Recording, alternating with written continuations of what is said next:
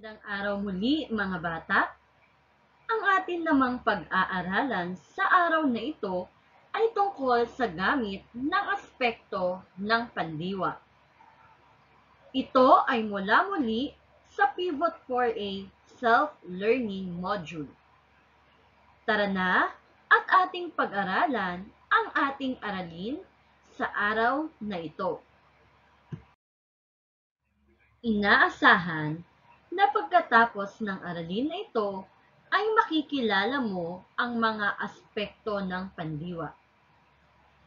Magagamit ang aspektong panahunan ng pandiwa sa pagsasalaysay ng nasaksihang pangyayari. Matutukoy mo rin ang kahulugan ng salita batay sa ugnayang salita sa larawan. Ikaw din ay makasusulat ng talatang naglalarawan at mailalarawan mo ang tauhan batay sa ikinilos o ginawi o sinabi at damdamin ng tauhan. Katulad ng aking sinabi kanina, ang ating pag-aaralan ay tungkol sa aspekto ng pandiwa. Ano nga ba ang ibig sabihin ng aspekto ng pandiwa? Ito ay nagpapakita kung kailan nangyayari, mangyayari, o kung ipagpapatuloy pa ang kilos na naganap. So kapag sa aspekto ng pandiwa, tinutukoy nito kung ang isang kilos o pangyayari ay naganap na, nagaganap pa lang, o magaganap pa lang. Tinutukoy din dito kung ipagpapatuloy pa ang isang kilos na nagaganap. So, tingnan natin ang ilan sa halimbawa ng aspekto ng pandiwa.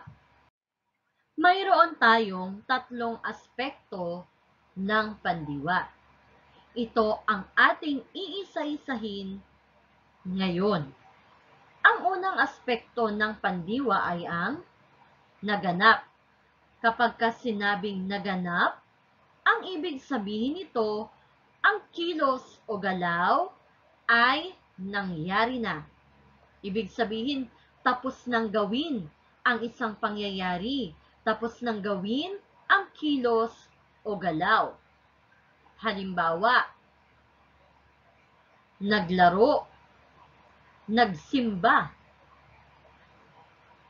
Sunod, ang pangalawang aspekto naman ng pandiwa ay ang nagaganap. Ibig sabihin nito, kasalukuyan pa lang na ginagawa ang isang kilos o galaw. O ibig sabihin niyan, ngayon pa lang nangyayari ang isang kilos o galaw. Sunod, ang pangatlong aspekto ng pandiwa ay ang magaganap. Ibig sabihin naman nito, ang kilos, galaw o pangyayari ay gagawin pa lamang. Ulitin nga natin ang tatlong aspekto ng pandiwa: naganap, nagaganap, at magaganap. Bibigyan ko kayo ng ilang mga halimbawa ng tatlong aspektong ito ng pandiwa. Halimbawa, ang salita o kilos na luto. Kapag tapos ng gawin o nangyari na ang kilos ng pagluluto, ano dapat ang gagamitin mo? Tama, nagluto. Nagluto si ate ng biko kahapon. O ngayon, kung ngayon pa lang nangyayari, ano ang gagamitin mo? Tama, nagluluto. Si ate ay nagluluto ng biko.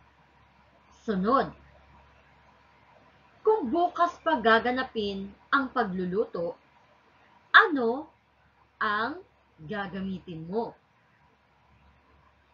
Magaling! Magluluto si ate ng biko bukas.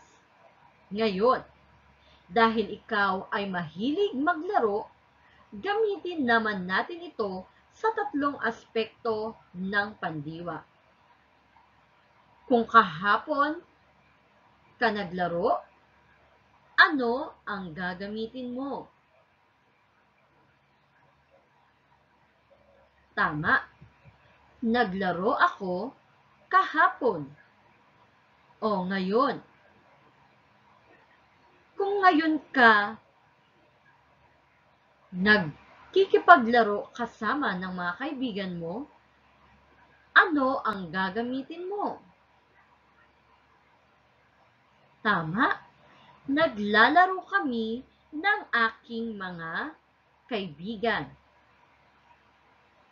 Kung magaganap pa lang ang iyong pakikipaglaro sa iyong mga kaibigan, mamaya ka pa makikipaglaro sa kanila dahil tatapusin mo pa ang iyong mga gawain sa module. Ano naman ang sasabihin mo kung mamaya ka pa makikipaglaro? Tama, maglalaro kami ng aking mga kaibigan.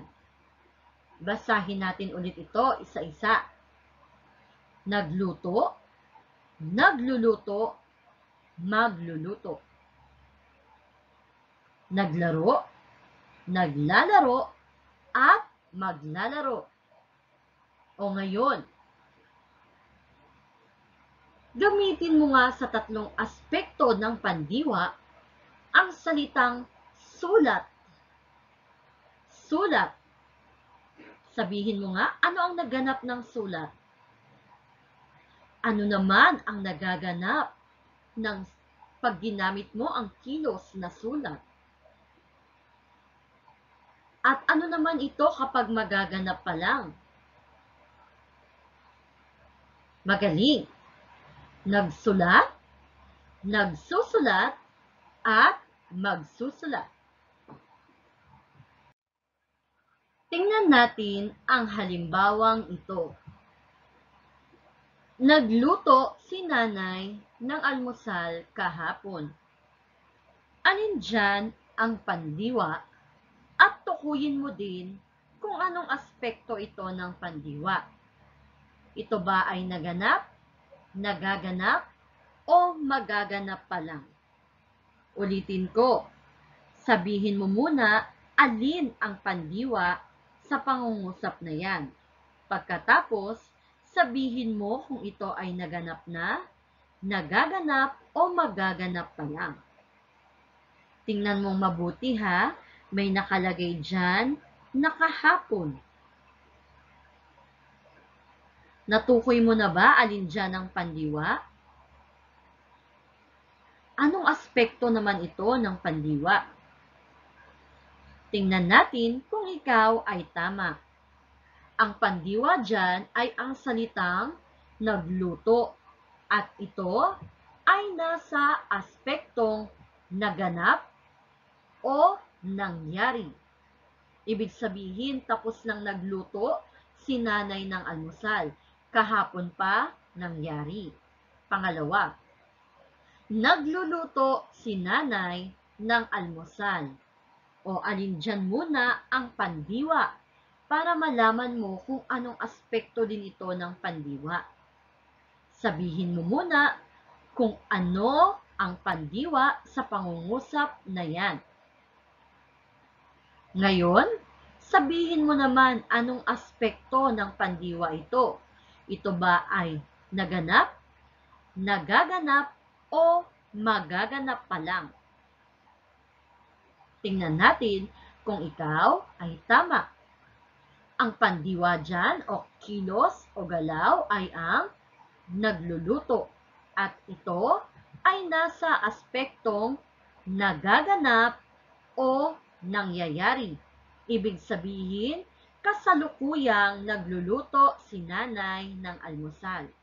Pangatlo, magluluto si nanay ng almusal bukas.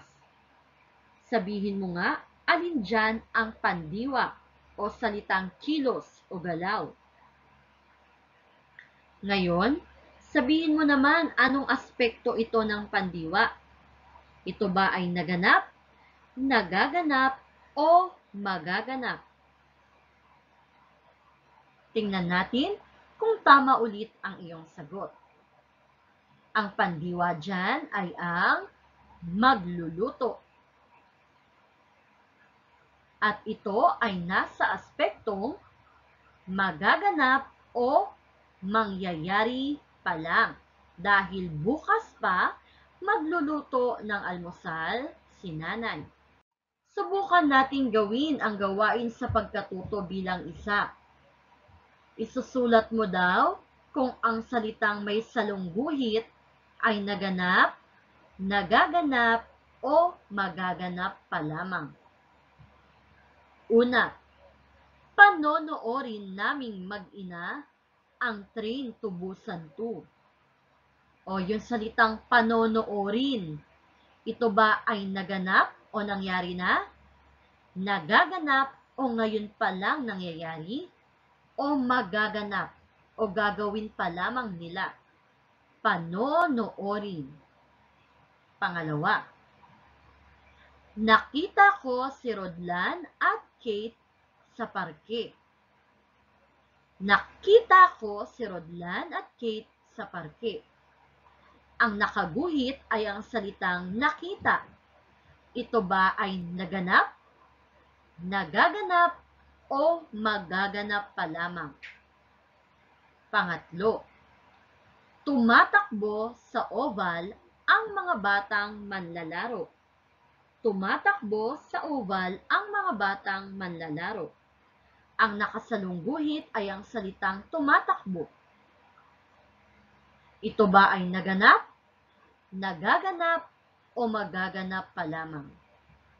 Pang-apat, ang lolo ko ay nagtiis sa banig ng karamdaman. Ang may nakasalungguhit ay ang salitang nagtitiis. Ang lolo ko ay nagtitiis sa banig ng karamdaman. Ito ba ay naganap, nagaganap, o magaganap? Ulitin ko ha, sa pang-apat, ang nakasalungguhit ay nagtitiis. Okay, pang-lima, uuwi ba kayo sa probinsya? Uuwi ba kayo sa probinsya? Ito ba ay naganap, nagaganap, o magaganap pa lamang? Ang nakasalungguhit dyan ay uuwi. Okay, kung tapos na po ang bahaging ito, tayo naman ay tutungo sa susunod na gawain. Okay, dito sa gawain sa pagkatuto bilang 2, ang gagawin mo ay tutukuyin mo ang pandiwang ginamit sa babasahing talata sa ibaba. So kapag ka narinig mo ang salitang kilos o galaw, isulat mo na siya agad doon sa numbers 1 to 10. Ibig sabihin magbibigay ka ng 10 pandiwa o 10 salitang kilos o galaw na mababasa sa talatang ito. Handa ka na bang makinig? Ulitin ko ha, kapag narinig mo na ang kilos o galaw, isulat mo na yon sa bawat bilang para hindi mo na makalimutan. Si Teacher Hana na ang magbabasa. Noon, malinis, mabango, at malinaw ang tubig, kaya marami ang namamasyal at naliligo sa Ilog Pasig. Dahil sa kapabayaan ng mga tao, nasira ang kagandahan ng Ilog Pasig. Marami ang nagtatapon ng basura sa ilog, kaya sa kaunting pag-ulan ay umaapaw ito. Namatay ang mga isda dahil marumi na ang tubig sa ilog. Nangangamba ang mga tao na tuluyan ng masira ang Ilog Pasig. Kaya kailangang kumilos na sila bago pa mahuli ang lahat. Naisulat mo na ba ang mga pangungusap sa ating binasa? Kung hindi pa, maaari mo ulit itong basahin para makita mo kung alin dyan yung mga salitang kilos o yung pandiwa na makikita mo sa talata. Tandaan, 10 lang ang ibibigay mo kasi 1 to 10 lang naman ang nakalagay. Ayan, isulat mo na ang mga pandiwa. Kung nasulat mo na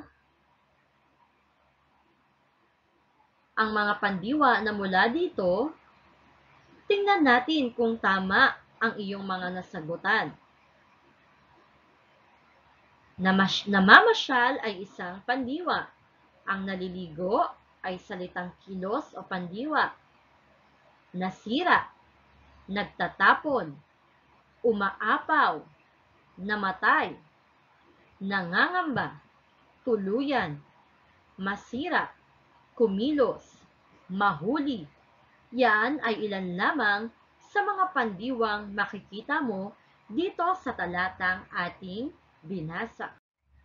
Ngayon, dito naman sa gawain sa pagkatuto bilang 3, ang gagawin mo ay tutukuyin kung aling mga larawan ang dapat magkasama upang mabuo ang puzzle.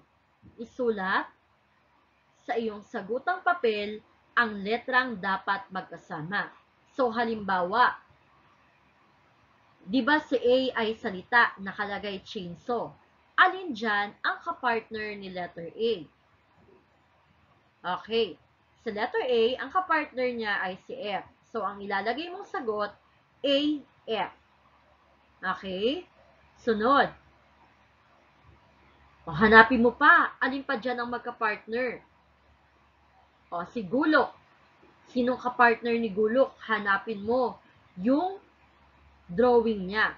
So, pagsasamahin mo ulit yung letter nilang dalawa. Sunod, si Maskulado. Alin dyan ang larawang maskulado? Pagtatabihin mo rin si E at yung letter ng kanyang larawan. Pagkatapos, si Palakol. Alin dyan ang itsura ni Palakol? Pagsasamahin mo rin si G at ang titik ng kanyang larawan. Bali, ang magiging sagot mo ay 4. 4 na letter na pinagsama. May sagot ka na ba? Tingnan natin kung ikaw ay tama. So, una ay AF. Ang pangalawa ay ang BE. Or EB, pwede rin. Ang pangatlo ay ang CH. Pwede rin HC. At ang sumunod, ang pang-apat ay si BG or pwede rin GD. Okay? Magkatugma ba ang lahat ng mga larawan at salitang pinagsama mo? Kung magkatugma ang lahat ng ito, binabati kita dahil nasagutan mo ng tama ang iyong gawain. Sunod, magbabasa naman tayo ng isang teksto sa araw na ito. At ang teksto na ating babasahin ay tungkol sa kahalagahan ng kalikasan ni Maria Leilani E. Bernabe. Makinig kayong mabuti sa aking babasahin dahil mamaya may mga tanong kayo na sasagutan. Kahalagahan ng kalikasan ni Maria Leilani E. Bernabe. Pinakamayaman sa likas na yaman ang Pilipinas sa buong Asya. Ayon sa kasabihan, hindi lamang ginto ang kumikinang at maituturing na kayamanan. Maituturing din na kayamanan sa ating paligid ay ang kalikasan. Ngunit, napapahalagahan ba ng mga tao ng tama ang kalikasan? Lahat tayo ay nilikha ng may kapal na may kanya-kanyang tungkuling ginagampanan. Nilikha ang mga tao upang pangalagaan at pahalagahan ang lahat ng nilikha. Mahalaga ba ang kalikasan? Napakahalaga ng kalikasan sapagkat dito tayo kumukuha ng ating kinakain sa ating lamesa, tulad ng kanin na inaani sa mga palayan, isda na nauhuli sa malinis na tubig, mga bungang kahoy, gulay at marami pang iba na makukuha sa mga puno at halaman. Sa kalikasan din tayo kumukuha ng mga kagamitan sa paggawa ng bahay. Subalit, ano ang nangyayari ngayon sa kalikasan? Unti-unting nasisira ang mga ito. Nawawala na ang ganda ng mga itinuturing na kayamanan. Ang kulay asul na karagatan ngayon ay naging itim na. Ano nga ba ang mga mangyayari sa mga kabataan sa hinaharap? Nawawala na ang ilog na malinis na may tubig na nilalangoyan. Nauubos na rin ang punong aakyatan dahil sa walang habas na pagputol nito. Ngunit hindi naman napapalitan. Ang hanging malinis ay nawawala na rin dahil wala na ang mga punong sumasala sa hangin. Kapag ang mga puno ay tuluyan ng nawala, ang ecosystem ay mawawalan ng balance at magdudulot ng matinding init sa mundo. Sa panahon naman ng tag-ulan, madali nang bumaha dahil wala nang kumakapit sa lupang mga ugat ng puno. Maraming masasalanta at magbubunga ng pagkamatay ng mga taong nakatira malapit sa mga ilog o paanan ng bundok. Itigil na ang mga hindi tamang ginagawa ng mga tao sa ating kalikasan, dahil lahat tayo ay maaapektuhan at madadamay. Sumama tayo na pangalagaan at pahalagahan ang ating likas na yaman sa pamamagitan ng pagtanim muli ng mga puno sa ating paligid. Panatilihin natin ang disiplina sa sarili. Huwag magtapon ng basura kahit saan. Kahit ikaw ay bata, malaki ang maitutulong mo para pangalagaan ang kalikasan. Gawin natin ang gawain sa pagkatuto bilang 4. Ang gagawin mo dito, isusulat mo lang ang iyong mga sagot tungkol sa ating binasang teksto. So, una, tungkol saan ang binasang teksto? O, tungkol saan yon? Ito ay tungkol sa kahalagahan ng ano? Pangalawa, paano inilarawan ang kayamanan ng bansa? O, sinabi doon sa teksto natin kung paano maituturing na kayamanan ng ating bansa. Okay, pangatlo. Ano-ano ang mga pandiwang nabasa mo sa teksto? O magbigay ka ng at least 3 hanggang 5 pandiwang nabasa mo sa teksto. Pang-4, ano daw ang nawawala sa ating kalikasan? Diba? Binanggit doon kung ano yung mga nawawala na sa ating kalikasan. O ibigay mo ito. Pang-5, bilang isang bata, paano ka makatutulong upang pangalagaan ang ating kalikasan? Okay? Natapos mo na ba ang iyong sagot? Tingnan natin. Tungkol saan ba ang binasa mong teksto? Ito ay tungkol sa kahalagahan ng mga likas na yaman. O paano naman inilarawan ang kayamanan ng ating bansa? Diba, sinabi doon na ang ating likas na yaman ang pinakamayaman sa buong Asya. At maituturing na kayamanan sa ating paligid ay ang ating kalikasan. Pangatlo, ano-anong mga pandiwa ang nabasa mo sa teksto? O pwedeng maituturing, napapahalagahan, nilikha, at marami pang iba. Pang-4, ano daw ang nawawala na sa ating kalikasan? Ayan, maraming binanggit doon na nawawala. At ang isa doon ay nawawala na daw ang ganda ng mga itinuturing na kayamanan ng ating bansa o ng ating kalikasan. Marami pang binanggit doon na mga nawawala. Maaari nyo yung ilagay. At panglima, bilang isang bata, paano ka makatutulong?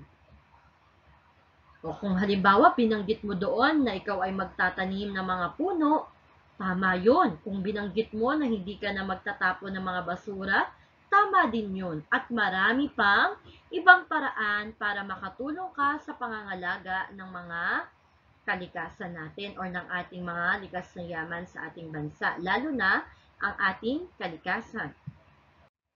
Sunod, sa gawain sa pagkatuto bilang 5 naman, ang gagawin mo ay susulat ka ng talata na naglalarawan ng kagandahan ng ating kalikasan.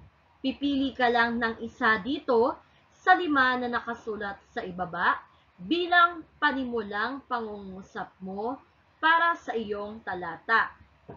Okay? Alin dyan ang pwede mong gamitin? Una, ako ay kakaibang bulaklak. Pangalawa, ako ay ligaw na damo.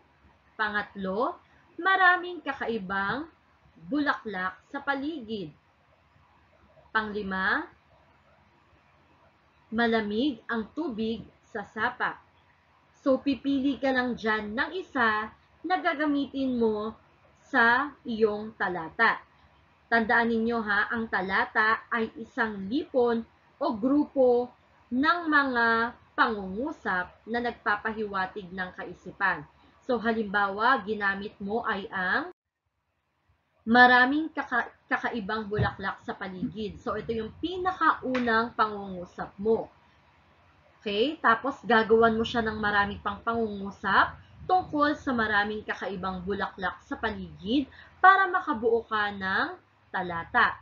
So, ito ang halimbawa ni teacher. Maraming kakaibang bulaklak sa paligid.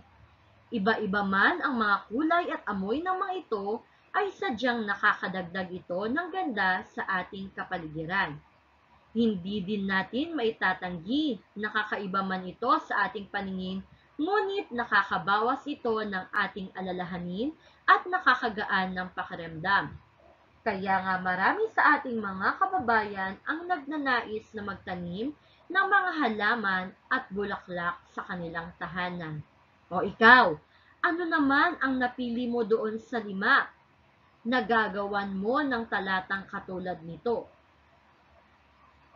Gumawa ka na ngayon ng iyong sariling talata. Pang-anim na gawain, dito na tayo sa gawain sa pagkatuto bilang 6. Ang gagawin mo ay isusulat mo ang bawat pandiwa sa tamang hanay sa ibaba gamit at gagawin mo ito sa iyong sagutang papel. So, itong mga pandiwa na nakikita mo ay isusulat mo lang siya sa tamang hanay. So, hindi ko nababasahin isa-isa to ha. Basta ito yung mga pandiwa na ilalagay mo sa tamang hanay. So, ito yon. Ilalagay mo siya kung ito ay naganap, nagaganap, o magaganap pa lang. So, bibigyan ko kayo ng ilang halimbawa.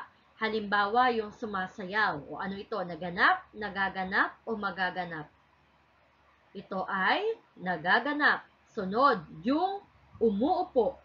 Ito ba ay naganap, nagaganap, o magaganap?